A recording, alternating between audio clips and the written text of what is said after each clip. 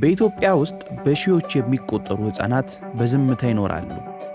በተሳሳተ መንገድ በር ተዘግቶባቸው ከሰው እይታ ርቀው ተደብቀዋል። ስሜ ሌኒ ዳምጦ አስፋው ይባላል። ኒያ ፋውንዴሽን ኦቲዝም ማዕከል በዋና ስራ አስኪያጅነት እሰራለሁ። ወይ ኦቲዝም ማዕከልን ወይ ደግሞ ኦቲዝም ማነውን ብላ የመሰረተችው ዘሚ ዩኑስ ናት። በአንድ ልጇ ምክንያት ጆጆዬ ኦቲዝም መሆኑ ምክንያት ጆጆዬ ላይ የምናየውን ባህሪ ሌሎች ሰዎች ላይ እንዴት አይኖርም በሚለው መሰረት ዘሚ እንግዲህ አንድ ቃል ትናገራለች። ወደ መጣሁበት ከመመለስ የእናቶችን እንባ ወይ ደግሞ የእናቶችን ኃላፊነት እኔ ልወጣ ብላ የተመሰረተ ማዕከል ነው ማለት ነው። እኔ ዘምዘም አሰፋ እባላለሁ።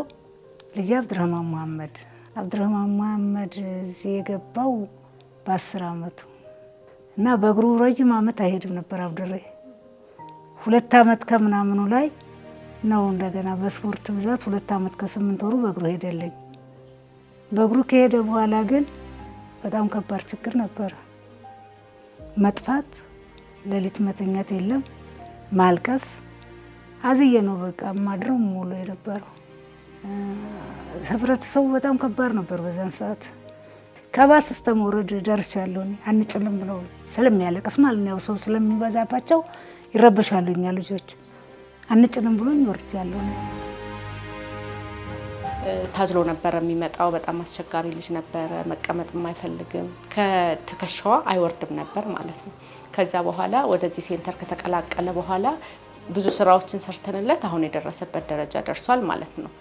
አብዱሬ ሲመጣ ትራንስፖርት ላይ መጫን አይችልም ነበረ፣ አይጭኑትም ነበረ። እንዲጫን የተሰራው ስራዎች ብዙ ስራዎችን ሲሰራ ቆይቶ ለውጦቹ እየመጡ ያልተረጋጋው ልጅ ተረጋጋ፣ መብላት የማይችለው ልጅ እንዲበላ ሆነ።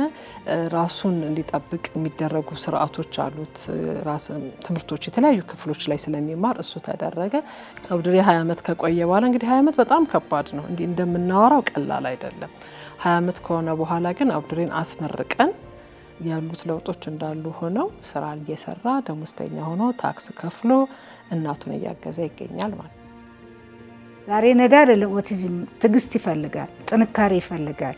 ስለዚህ የኦቲዝም ወላጆች አይዟችሁ፣ በርቱ፣ ጠንከር ካላችሁ ልጆቹም የማይለወጡበት ነገር የለም፣ ይለወጣሉ።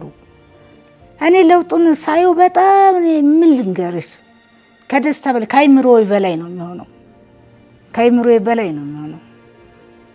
አሁን በጣም ጥሩ ሁኔታ ላይ ነው ያለው።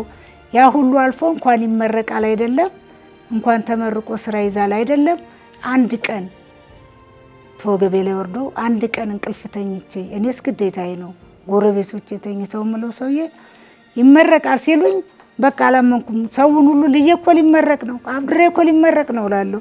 ልክ ሲመረቅ በቃ እኔ እንጃ እንደገና የተወለድኩ ነው መሰለኝ።